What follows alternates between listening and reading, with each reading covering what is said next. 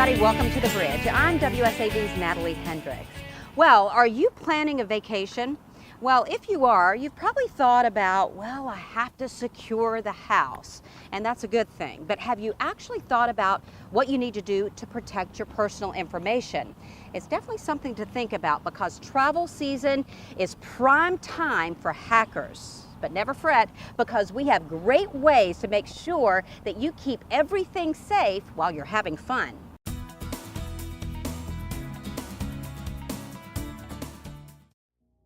When you leave your home for an extended vacation, your goal is rest and relaxation.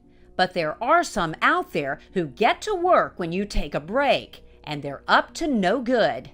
Almost since the start of time, bad guys have targeted travelers, right? Let's go back to the days of pirates and highwaymen. When you're on the road, when you're traveling, you tend to, first of all, bring some very valuable things with you. But in addition to that, your vulnerabilities are up.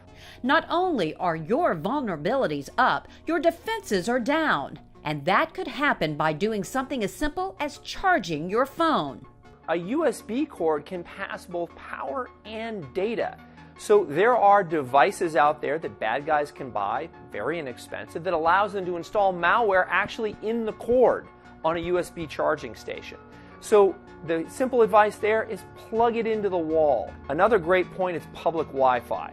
Do you really need to be doing banking in the coffee shop? Maybe you should wait till you get home, or at the very least, use a VPN because anybody could be tapping into that line. And if you think your electronics are the only thing bad guys look for when it comes to taking advantage of you, think again. Your paper information, airline tickets, and itineraries can be a gold mine for them too. You sit down in the airline seat and you take that ticket and you sit it in the seat in front of you and you forget about it. You want to take those old tickets home and you want to shred them because inside of that barcode is all of your personal information, your loyalty rewards number, and your itinerary. All the information I would likely need, other than your password, to break into one of your accounts. And if you're like most Americans, you probably have at least 10 loyalty programs that you're part of.